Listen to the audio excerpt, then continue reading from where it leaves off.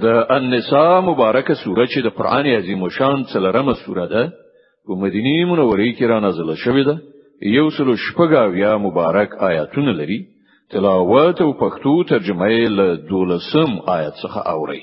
اعوذ بالله من الشیطان الرجیم. پناه وړم الله تعالی شړل شوی شیطان څخه. بسم الله الرحمن الرحیم. د الله په نوم چې ډیر زیات مهربان پورا رحم لرونکی دی. ولكم نصف ما ترك أزواجكم إن لم يكن لهن ولد فإن كان لهن ولد فلكم الربع مما تركوا من بعد وصية يوصين بها أو دين ولهن الربع مما تركتم إن لم يكن لكم ولد فإن كان لكم ولد فلهن الثمن مما تركتم من بعد وصية توصون بها أو دين وإن كان رجل يورث كلالة أو امرأة وله أخ أو أخت فلكل واحد منهما السدس فإن كانوا أكثر من ذلك فهم شركاء في الثلث من بعد وصية يوصى بها أو دين غير مضار وصية من الله والله عليم حليم. استاد کدو چې څه پریخي وي د هغه نیمایي برخه تاسو ته رسیږي که اولاد نه وي او که اولاد وي بیا د ترکې څلورمه برخه ستاسو ده. کله چې وصیت شي که هغه کړی وي پوره کړی شي او د پور لادا کېدو وروسته که پوره وړي وي او هغه به ستاسو له ترکې نه د څلورمه برخه حقدار وي که به اولاد وي او که ستاسو اولادو نو بیا د هغه اتمه برخه ده. وروسته د وصیت له پوره کولو نه که تاسو وصیت کړی وي او وروسته د پور له ادا کولو نه که پوره وړي وي او که هغه نارینه یا ښځه چې د هغه میراث باید وویشل شي به اولاد هم وي او مور پلار هم ژوندي نه وي خو یو مورنۍ ورور یا یو مورنۍ خور موجوده وي نو ورور او خور هر یو ته بشپګمه برخه ورسیږي او که ورونه او خويندې لیونه زیات وي نو د ټوله ترکې په دریمه برخه کې به هغوی ټول برخه والوي. وروسته له هغه zarar نه رسونکي وصیت له پوره کېدو نه چې کړای او د پور له ادا کولو چې ور باندې وي. دا د الله له لوري حکم دی او الله په با خبره او نرم خویا دی. تلك حدود الله ومن يطع الله ورسوله يدخله جنات تجري من تحتها الأنهار خالدين فيها وذلك الفوز العظيم. ومن يعص الله ورسوله ويتعد حدوده يدخله نارا خالدا فيها وله عذاب مهين. دا د الله ټاکل شوی پولی دي. څوک چې د الله او د هغه د پیغمبر اطاعت وکړي الله به هغه داسې باغونو ته نه باسي چې تر هغه لاندې به ویالي بهيږي او هغوی به پکې د تل لپاره استوګن وي او همدا ستر بریالي توپ دی. او څوک چې د الله او د هغه د پیغمبر څخه سرکشي وکړي او د هغه له ټاکل شوو پولو تیری وکړي الله به هغه په اور کې وغورځوي چې په هغه کې به د تل لپاره استوګن وي او د هغه لپاره رسوا کوونکی سزا ده. واللاتي يأتين الفاحشة من نسائكم فاستشهدوا عليهن 4 منكم فإن شهدوا فأمسكوهن في البيوت حتى يتوفاهن الموت أو يجعل الله لهن سبيلا. ستاسو له خزونه چې څوک بدلمنی وي پر هغه باندې له تاسو څخه څلور شاهدان ونیسي او که څلور کسان شاهدی وایي نو هغوی په کورونو کې بندیان کړي تر هغه پورې چې هغه ته مرګ راشي یا الله د هغو لپاره څه لار برابر کړي. واللذان يأتيانها منكم فآذوهما فإن تابا وأصلحا فأعرضوا عنهما إن الله كان توابا رحيما. او له تاسو نه چې څوک د دې فعل مرتکب شي نو هغوی دواړه وزوروي بیا که هغه توبه ویستله او ځانونه اصلاح کړل نو هغوی پرېږدي چې الله ډیر ښه توبه قبلونکی او رحم کوونکی دی. إنما التوبة على الله للذين يعملون السوء بجهالة ثم يتوبون من قريب فأولئك يتوب الله عليهم وكان الله عليما حكيما. په دې پوښي چې پر الله باندې د توبې قبلولو حق د هغو کسانو لپاره دی چې د ناپوهۍ له امله کوم بد عمل ورڅخه صادر شي او ورپسې سم د لاسه توبه وباسي. داسې خلکو ته بیا الله د خپل مهربانۍ په نظر پاملرنه کوي او الله له ټولو خبرو خبردار دی او د حکمت او پوهې څښتن دی. وليست التوبة للذين يعملون السيئات حتى إذا حضر أحدهم الموت قال إني تبت الآن ولا الذين يموتون وهم كفار أولئك أعتدنا لهم عذابا أليما. خدا هو خلق لپاره توبه نشته چې پر لپسې بد کارونه کوي تر دې پورې چې کله له هغونه دیو تند مرګ نیټه را رسیږي نو په هغه وخت کې وایي چې اوس می توبه ویستله او همدغه راز د هغو کسانو لپاره هم توبه نشته چې د مرګ تر وخته پورې په کفر کې پاتې شي. دغه ډول خلکو لپاره خو مونږ د ناکه سزا تیار کړې ده.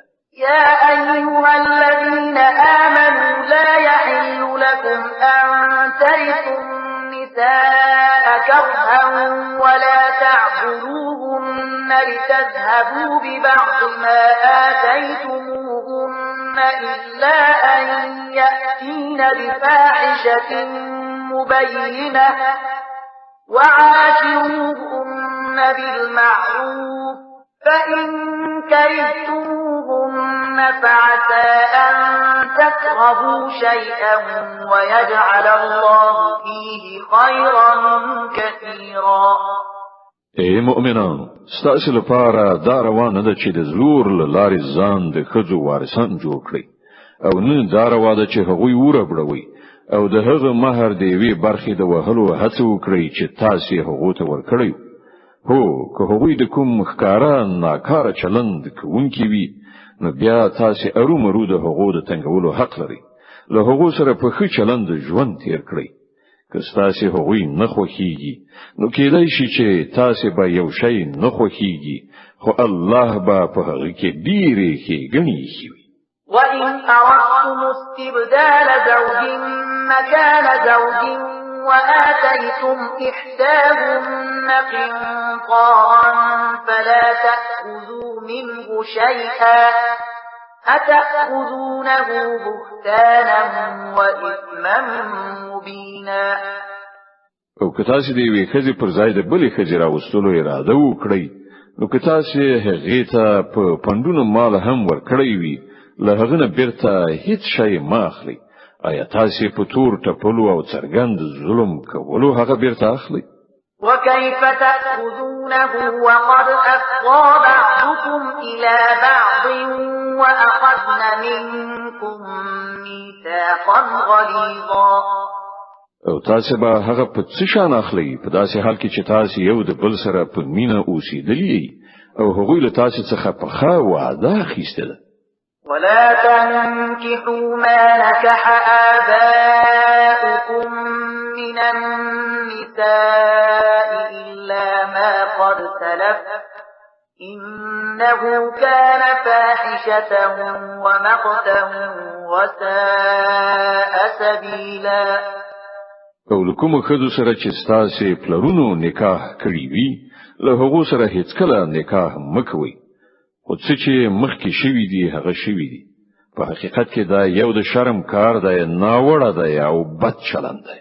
حرمت عليكم أمهاتكم وبناتكم وأخواتكم وعماتكم وخالاتكم وبنات الأخ وبنات الأخت وأمهاتكم اللاتي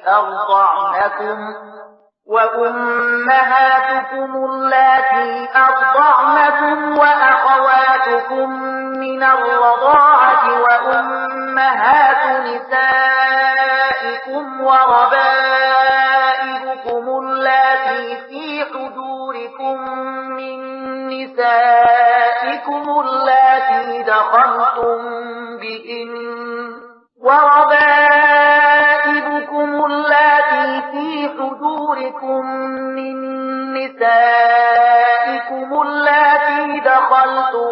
بهن فإن لم تكونوا دخلتم بهن فلا جناح عليكم وحلائل أبنائكم الذين من أصلابكم وأن تجمعوا بين الأختين إلا ما قد سلف إن الله كان غفورا رحيما. ورتاسه حرام کړای شوې ستاسې میندې، لونې، خویندې، ترېندې، توړیګانې، ورېرې، خورزي او ستاسې هغه میندې چې تاسې ته شودي درکړي وي او ستاسې د تی شریک خویندې او ستاسې د ښځو میندې او ستاسې د ښځو هغه لونې چې ستاسې په غیږو کې پالل شوي وي د هغو میرمنو لونی چې ستاسو ورسره د میړو میرمنې اړیکه راغلي وي او که یوازې نکاح ورسره تړل شوی وي او د میړو میرمنې تماس مون نه ویني ولای نو د هغو په پریښودلو او د هغو لونو سره په نکاح کولو کې پر تاسو څه ګناه نشته او تاسو د هغو زامنو میرمنې چې تاسو له پښت نه وي او دا هم پر تاسو حرام ده چې په یو نکاح کې دوه خويندې یو ځای کړئ خو چې مخکې څه شوی هغه شوی الله بخونکه او رحم کوونکه دی. والمحصنات من النساء إلا ما ملكت أيمانكم كتاب الله عليكم وأحل لكم ما وراء ذلكم أن تبتغوا بأموالكم محصنين غير مسافحين فما استمتعتم به منهن فآتوهن أجورهن فريضة ولا جناح عليكم فيما تراضيتم به من بعد الفريضة إن الله كان عليما حكيما.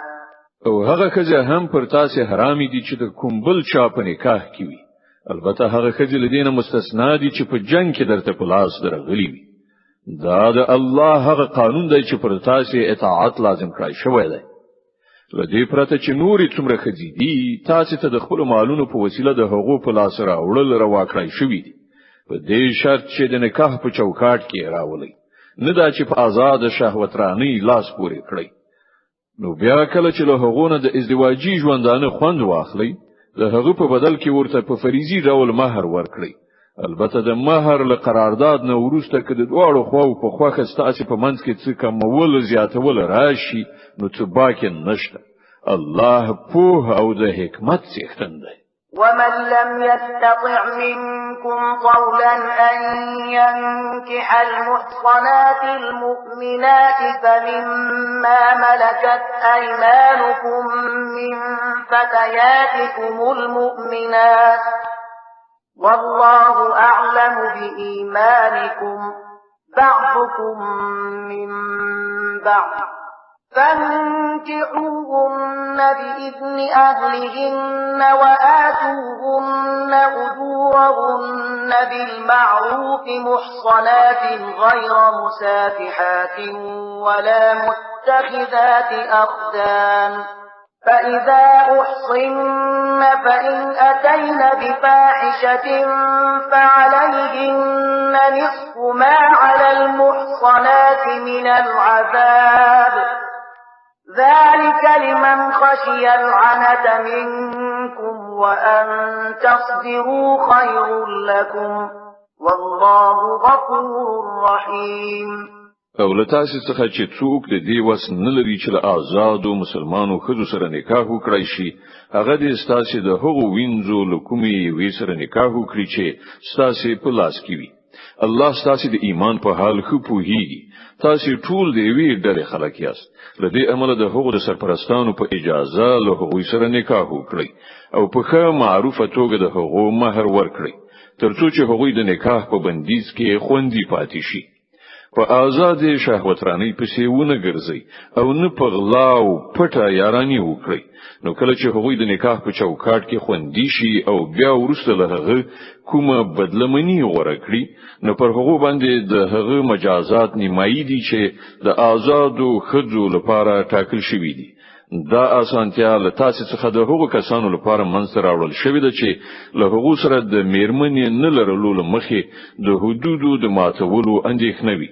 او که تاسو لزغم نه کار واخلئ نو دا تاسو لپاره غوړه ده او الله بخونکی او رحم کوونکی دی.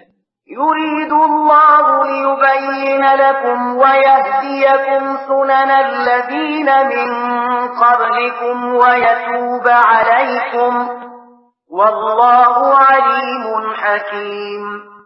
الله غواړي هغه چا چلند درته څرګند کړي او پر هغو لار مو وخوځوي چې له تاسو نه مخکې نیکان پر روان هغه ستاسو لوري ته د خپل رحمت ته پاملرنې اراده لري او هغه هم د پوهې خاوند دی او هم د حکمت. والله يريد أن يتوب عليكم ويريد الذين يتبعون الشهوات أن تميلوا ميلا عظيما. هو الله تاسو ته رحمت سره پاملرنه کول غواړي. کوم خلک چې د خپل نفسي غوښتنو پیروي کوي هغوی دا غواړي چې تاسو له سمې لارې نه ډیر لرې شئ. يريد الله أن يخفف عنكم وخلق الإنسان ضعيفا. الله پر تاسو د بندیزونو آسانول غواړي ځکه چې انسان به وسه یعنی ضعیف هست کړی شوی دی. د النساء مبارکه سوره چې د قران عظیم شان څلورمه سوره ده په مدینه منوره کې را نازله شوې ده. 114 مبارک آیاتونه لري. تلاوت او پښتو ترجمه یې له 9 آیت څخه اوري. يا أيها الذين آمنوا لا تأكلوا أموالكم بينكم بالباطل إلا أن تكون تجارة عن تراض منكم ولا تقتلوا أنفسكم إن الله كان بكم رحيما. اے مؤمنان په خپل منځو کې یو د بل مالونه په ناروا توګه مخوري راکړه ورکړه دې د دواړو خواو په خوخي سره وي او خپل ځانونه مو وژنئ. باور ولرئ چې الله پر تاسو مهربان دی. ومن يفعل ذلك عدوانا وظلما فسوف نصليه نارا وكان ذلك على الله يسيرا. څوک چې په ظلم او تیری سره داسې وکړي هغه به ارومرو مونږ اور ته نه باسو او دا د الله لپاره څه ګران کار نه دی. إن تجتنبوا كبائر ما تنهون عنه نكفر عنكم سيئاتكم وندخلكم مدخلا كريما. که تاسو له هغو سر ګناهونو څخه ډډه وکړئ چې تاسو ورڅخه منع کیږئ نو تاسو وړي ګناوي به مونږ له حساب وګورځو او تاسو به د عزت ځای ته نه باسو. ولا تتمنوا ما فضل الله به بعضكم على بعض للرجال نصيب مما اكتسبوا وللنساء نصيب مما اكتسبن واسألوا الله من فضله إن الله كان بكل شيء عليما. او چې الله له تاسو نه جنو ته د جنو نور په پرتله زیات ورکړي دي د هغو هیله مکوي د نارینه برخه د هغو د کړو وړو سره سمه او د ښځو برخه د هغو د کړو وړو سره سمه ده هو له الله څخه د هغه د فضل دعاګانې غواړي په دې کې شک نشته چې الله په هر څه پوه دی ولكل جعلنا موالي مما ترك الوالدان والأقربون والذين عقدت أيمانكم فآتوهم نصيبهم إن الله كان على كل شيء شهيدا او موږ د هغه ترکیه حقداران ټاکلي دي چې مور او پلار او خپلوانی پریږدي اوس پاتې شول هغه خلک چې له هغو سره ستاسو لوز او تړون وي نو د هغو برخه ورکړي بشکه چې الله په هر څه څارونکی دی الرجال قوامون على النساء بما فضل الله بعضهم على بعض وبما أنفقوا من أموالهم الصالحات قانتات حافظات للغيب بما حفظ الله واللاتي تخافون نشوزهن فعظوهن واهجروهن في المضاجع واضربوهن فإن أطعنكم فلا تبغوا عليهن سبيلا إن الله كان عليا كبيرا نارینه پر خزو مسلط اداره چین دي لدې عمل چې الله د هغو جینو ته پر جینو نور ولړتیا وربخلې ده او لدې کبل چې نارینه خپل مالونه لګوي نو کومي خزي چې صالح دي هغه د فرمان مننې خوې لري او د نارینه په غیاب کې د الله د ساتنې او څارنې لاندې د هغو د حقوقو ساتنه کوي او تاسو چې د کوم خزو له سرغړونې څخه اندېښمن یاست هغه لومړی پوښ کړئ او بیا د خوب ځایونه ورڅخه جلا کړئ او بیا یې ووهئ نو که هغه ستاسو فرمان برداري شي نو هغه ته د لاس غزونې لپاره بې ځای پرمی مو جوړوي باور ولرئ چې له پاسه الله شته دی چې لوی او لوړ دی وَإِنْ خِفْتُمْ شِقَاقَ بَيْنِهِمَا فَابْعَثُوا حَكَمًا مِنْ أَهْلِهِ وَحَكَمًا مِنْ أَهْلِهَا إِنْ يُرِيدَا إِصْلَاحًا يُوَفِّقِ اللَّهُ بَيْنَهُمَا إِنَّ اللَّهَ كَانَ عَلِيمًا خَبِيرًا او که تاسو چیرته د میړه او میرمنې د اړیکو د خرابېدو په باب اندېښمن یاست نو یو منځګړی د میړه له خپلوانو څخه او یو د میرمنې له خپلوانو څخه وټاکي که هغوی دواړه روغه جوړه کول وغواړي نو الله به د هغوی دواړو ترمنځ د توافق لار برابر کړي الله په هر څه پوه او با خبره ده واعبدوا الله ولا تشركوا به شيئا وبالوالدين إحسانا وبذي القربى واليتامى والمساكين والجار ذي القربى والجار الجنب والصاحب بالجنب وابن السبيل وما ملكت أيمانكم إن الله لا يحب من كان مختالا فخورا او تاسو ټول د الله بندگی وکړئ له هغه سره هیڅ څوک شریک منی سي له مور او پلار سره غوړه رویه وکړئ له خپلوانو یتیمانو او مسکینانو سره نیک چلند وکړئ او له خپلوانو گاونډیو سره پردیو گاونډیو سره د څنګه ملګری او پردیس سره او له هغو وینځو او غلامانو سره چې ستاسو په لاس کې وي د احسان چارچلند وکړئ باور ولرئ چې الله یو داسې څوک نه خوښوي چې په خپل انګیرنه مغرور وي او په خپل لوړتیا ویاړي الذين يبخلون ويأمرون الناس بالبخل ويكتمون ما آتاهم الله من فضله وأعتدنا للكافرين عذابا مهينا او داسې کسان هم د الله نه خوښیږي چې بخیلی کوي او نور ته هم د بخیلی کولو لارښوونه کوي او هغه څه پټوي چې الله په خپل پیرزوینه هغه ته ورکړي د دغه راز نعمت منکرو خلکو لپاره مونږ رسوا کوونکی عذاب تیاری کړی دی.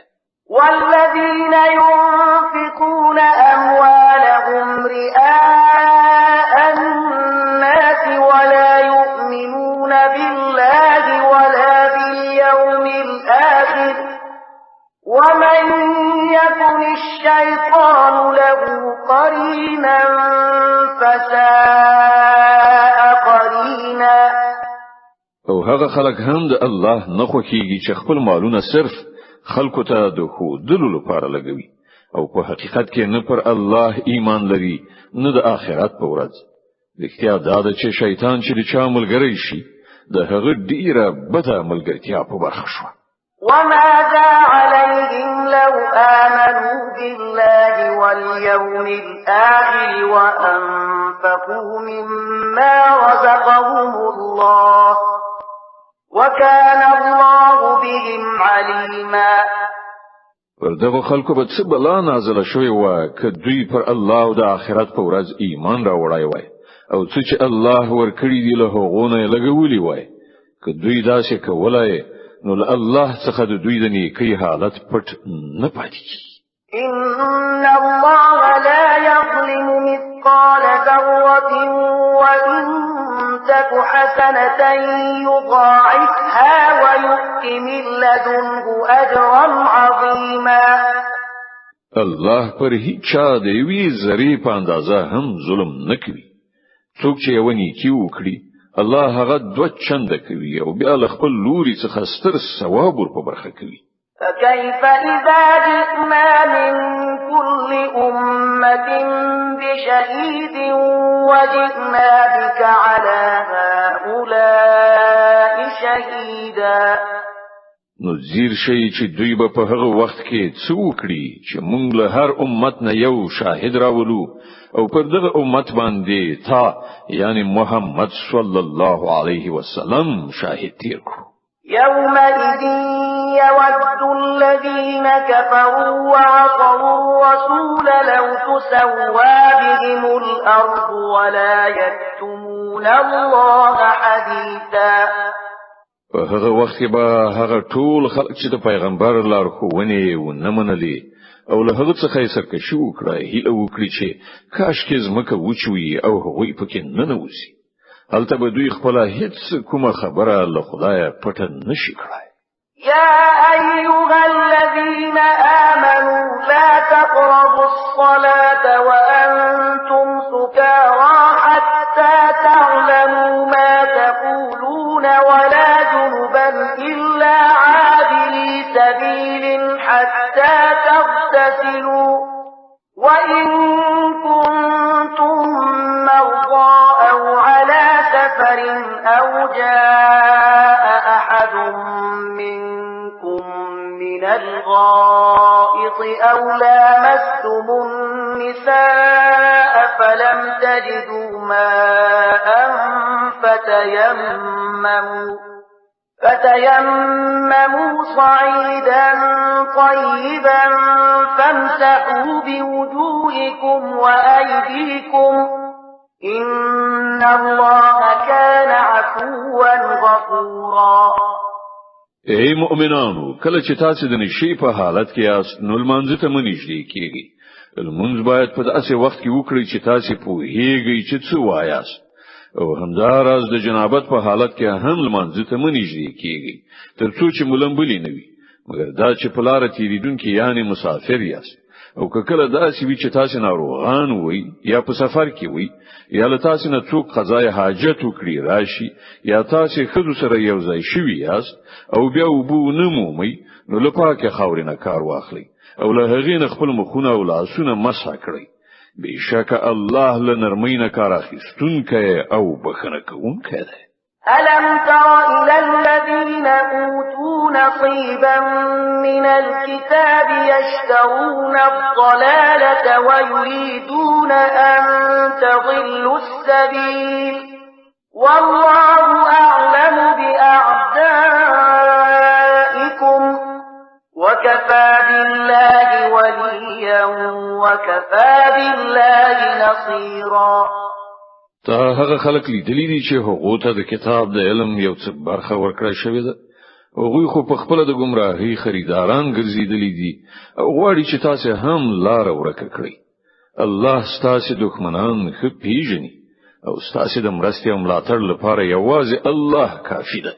من الذين هادوا يحرفون الكلم عن مواضعه ويقولون سمعنا وعصينا واسمع غير مسمع وراعنا ليا بألسنتهم وطعنا في الدين ولو أنهم قالوا سمعنا وأطعنا واسمع وانظرنا لكان خيرا لهم وأقوم ولكن لعنهم الله بكفرهم فلا يؤمنون إلا قليلا.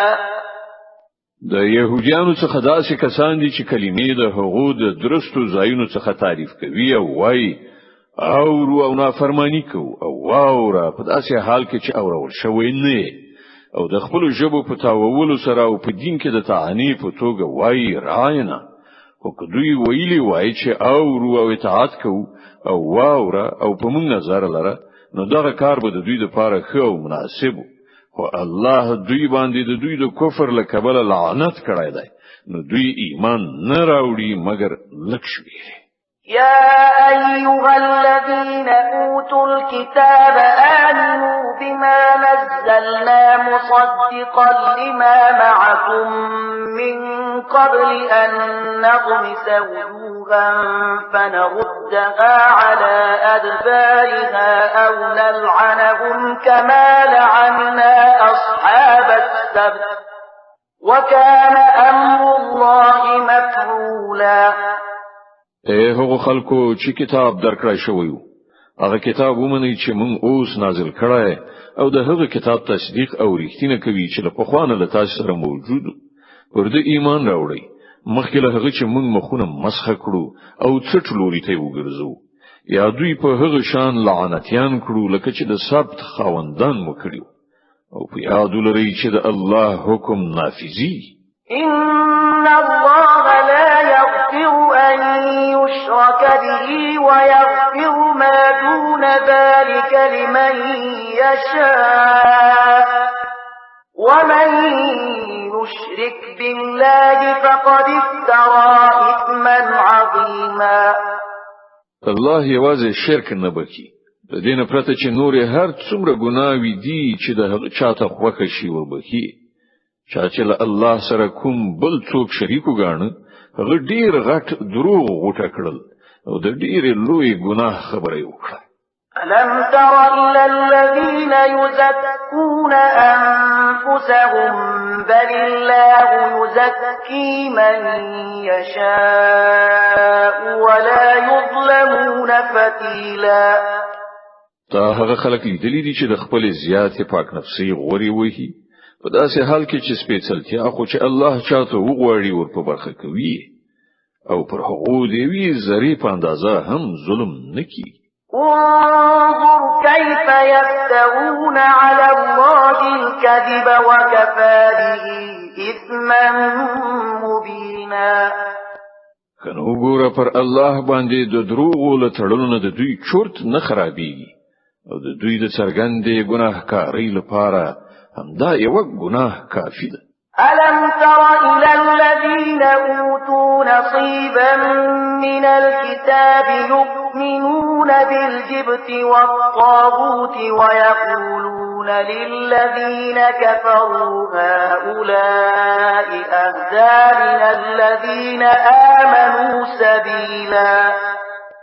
آیاته هغه خلکو ته نه دي کتلی چې د کتاب له علم څخه یو څه برخه ورکړی شوې ده او د هغو حالت دا دی چې جبت او طاغوت مني او د کافرانو په باب وایي چې له ایمان راوړونکو څخه خو د هم دوی لار زیاته سم ده. أولئك الذين لعنهم الله ومن يلعن الله فلن تجد له نصيرا. داسې خلک دي چې الله پر لعنت کړی دی او په چا باندې چې الله لعنت وکړي بیا ته د هغه لپاره هیڅ مرستندوی نشي موندلی. أم لهم نصيب من الملك فإذا لا يؤتون الناس نقيرا. آیا په حکومت کې هغوی برخوال دي؟ که داسې وای نو دوی به نورو ته یو خلکه هم نو ورکړی.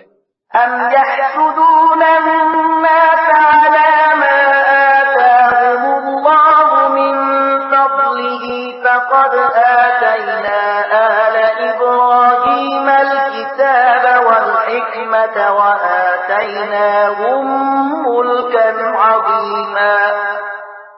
او آیا دوی پر نورو له دې عمله بخیلی کوي چې الله پر هغه باندې خپل فضل پیرزو کړی دی؟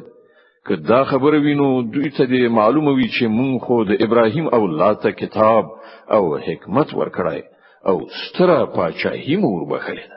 فمنهم من آمن به ومنهم من صد عنه وكفى بجهنم سعيرا. وله هغه څخه ځینو پر ایمان راوړ او ځینو ورڅخه مخ واړاو او مخړونکو ته خو یوازې د دوزخ او جن اور کافی دی. إن الذين كفروا بآياتنا سوف نصليهم نارا كلما نضجت جلودهم بدلناهم جلودا غيرها ليذوقوا العذاب إن الله كان عزيزا حكيما. کوم خلکو چې زمونږ د آیاتونو لمنلو څخه انکار کړای دی هغوی به ارومرو مونږ اورته نه باسو او کله چې د هغوی د بدن په ټوکی وسوځول شي نو د هغو پر ځای به نور په ټوکی ورکو تر څو چې هغوی د عذاب خوند ښه وڅکي. الله ډیر زور ور دی او د خپل فیصلو د عملي کولو په حکمت ډیر ښه پوهیږي. والذين آمنوا وعملوا الصالحات سندخلهم جنات تجري من تحتها الأنهار خالدين فيها أبدا لهم فيها أزواج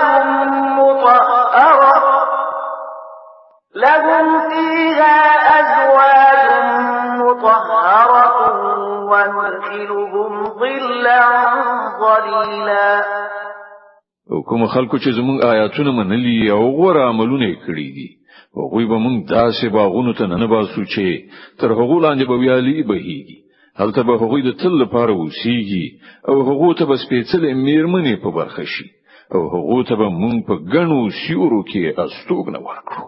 إن الله يأمركم أن تؤدوا الأمانات إلى أهلها وإذا حكمتم بين الناس أن تحكموا بالعدل إن الله نعما يعظكم به إن الله كان سميعا بصيرا. مسلمانانو الله تاسو ته حکم کوي چې امانتونه د حقوق اهل ته وسپارئ او کله چې د خلکو په منځ کې فیصله کوي نو په عدالت سره وکړئ. الله تاسو ته ډیر لوی نصيحت کوي او په باوري ډول الله هرڅ اوري او ویني. د النساء مبارکه سوره چې د قران عظیم شان څلورمه سوره ده په مدینه منوره کې را نازله شوې ده. یو سلو شپږ یا مبارک آیاتونه لري. تلاوت او پښتو ترجمه یې له 950 آیت څخه اوري. يا أيها الذين آمنوا أطيعوا الله وأطيعوا الرسول وأولي الأمر منكم فإن تنازعتم في شيء فردوه إلى الله والرسول إن كنتم تؤمنون بالله واليوم الآخر ذلك خير وأحسن تأويلا. اے مؤمنان د الله رسول او هغو کسانو اطاعت وکړئ چې له تاسو نه د امر خاوندان بیا که تاسو ترمنځ په کومه چاره کې شخړه پیښ شي نو هغه د الله او رسول لوري ته محوله کړئ. که تاسو په رښتیا سره په الله او د آخرت په ورځ ایمان لرئ همدا د کار یو سمه طریقه ده او د عاقبت په اعتبار هم غوره ده. ألم تر إلى الذين يزعمون أنهم آمنوا بما أنزل إليك وما أنزل من قبلك يريدون أن يتحاكموا إلى الطاغوت